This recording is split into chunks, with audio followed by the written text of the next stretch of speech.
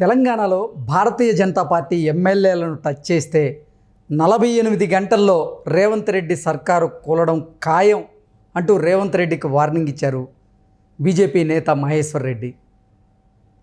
అంటే బీఆర్ఎస్ నేతలను కాంగ్రెస్ పార్టీలో చేర్చుకున్నంత ఈజీగా మీరు భారతీయ జనతా పార్టీ ఎమ్మెల్యేలను చేర్చుకోలేరు అంటూ వార్నింగ్ ఇచ్చినటువంటి నేపథ్యంలో ఈ అంశానికి సంబంధించి మనతో మాట్లాడేందుకు ప్రముఖ రాజకీయ విశ్లేషకులు నిమ్మగడ్డ సీతారత్న కుమారి గారు మనతో ఉన్నారు. మేడంతో మాట్లాడదు. మేడం నమస్తే. మేడం నమస్తే అండి.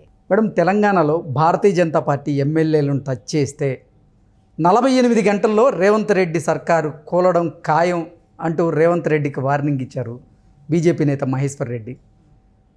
అసలు బీఆర్ఎస్ ఎమ్మెల్యేలను కాంగ్రెస్ పార్టీలో చేర్చుకున్నంత ఈజీ కాదు భారతీయ జనతా పార్టీలో ఉన్న ఎమ్మెల్యేలను చేర్చుకోవడం అంటూ వార్నింగ్ ఇచ్చిన నేపథ్యంలో ఏంటి మేడం ఆయన వ్యాఖ్యల వెనక ఉద్దేశం ఏమై ఉండొచ్చు అంటే ఏం చెప్తారు?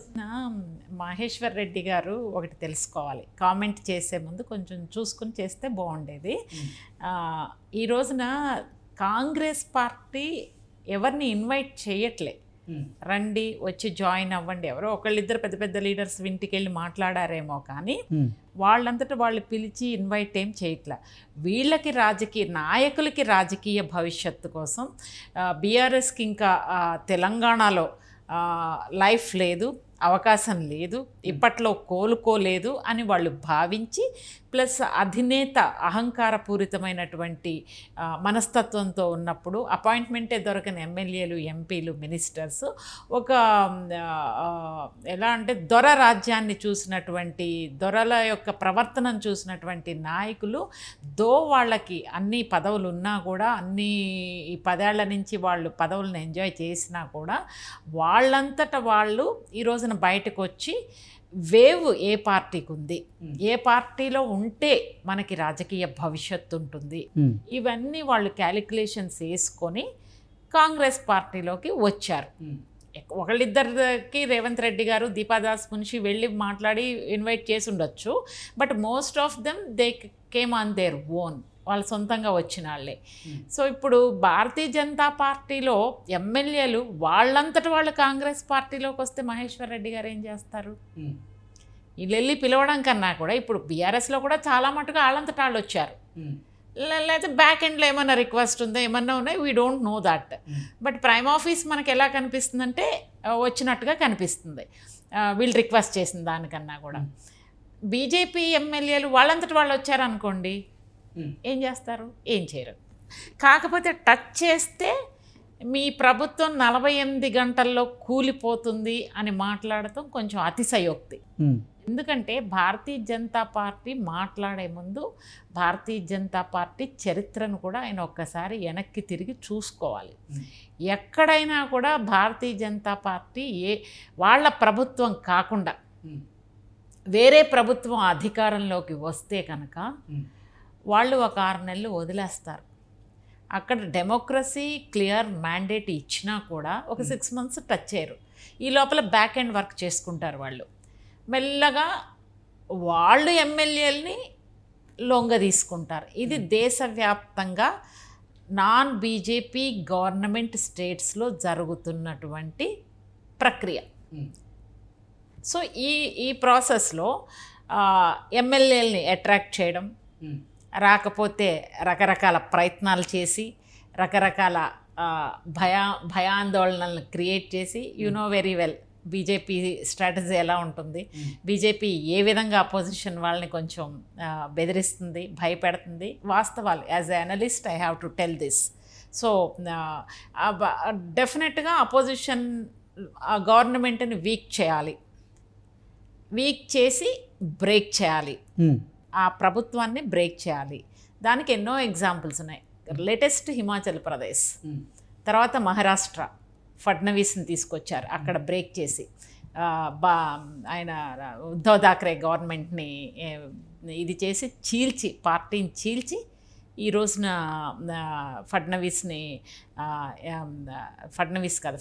వీళ్ళ ముఖ్యమంత్రి, వాళ్ళ దాంట్లోనే ఏక్నాథ్ షిండేని ముఖ్యమంత్రిగా చేశారు హిమాచల్ ప్రదేశ్. ఎక్కడికక్కడ ఏంటంటే బ్రేక్ చేయడం, వాళ్ళని బీజేపీ అలయన్స్లోకి తీసుకోవడం, గవర్నమెంట్ ఫామ్ చేయడం, మళ్ళీ వాళ్ళ ముఖ్యమంత్రిని చేస్తే ప్రజల్లో పలచన అవుతారు కాబట్టి ఆ పార్టీకి సంబంధించినటువంటి వాళ్ళని చేసి నామకే వాస్తే చేసి వాళ్ళు దాని మీద పెత్తనం చేస్తారు. ఇటువంటి హిస్టరీ ఉన్నటువంటి భారతీయ జనతా పార్టీ మహేశ్వర్ రెడ్డి గారు ఏం మాట్లాడతారు? అంటే మీరే చెప్తున్నారు ఇటువంటి హిస్టరీ ఉందని, ఆయన చేసిన కామెంట్స్ కూడా అలాగే ఉన్నాయి. ఏంటంటే భారతీయ జనతా పార్టీకి సంబంధించినటువంటి ఎమ్మెల్యేలను టచ్ చేస్తే రేవంత్ రెడ్డి సర్కార్ రెడ్డి గారు ఇటువంటి వ్యాఖ్యలు చేసి ఉంటారా అంటే ఏం చెప్తారు? రేవంత్ రెడ్డి గారు దీనికి ముందు ఒక కామెంట్ చేశారు.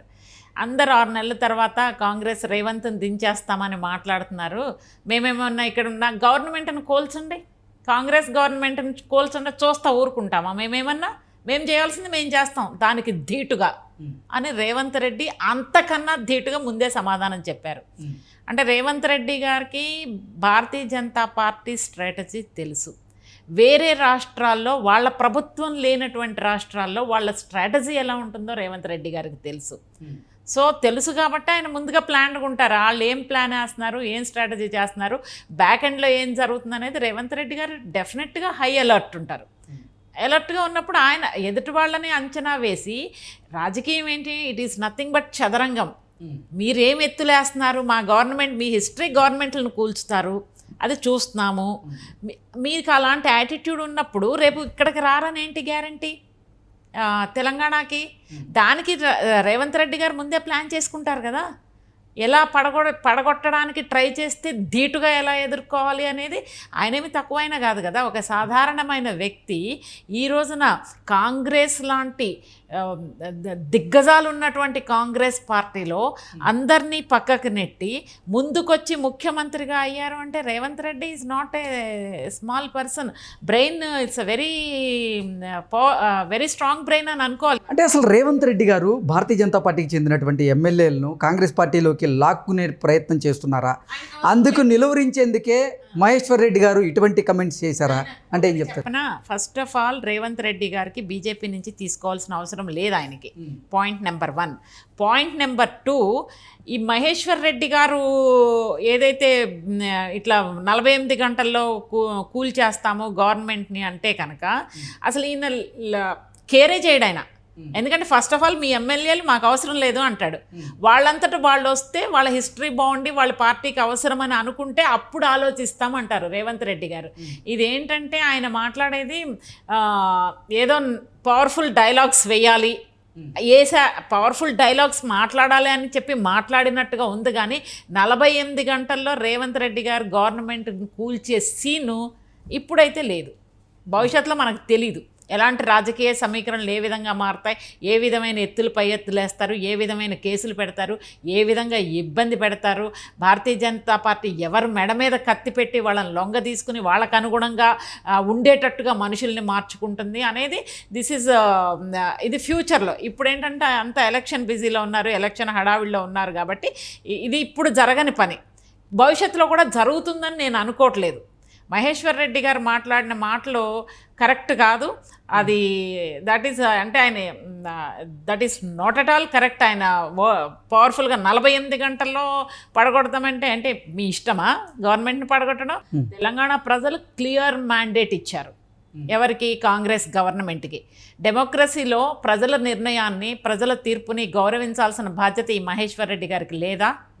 బాధ్యతాయుతంగా మాట్లాడాలి కదా.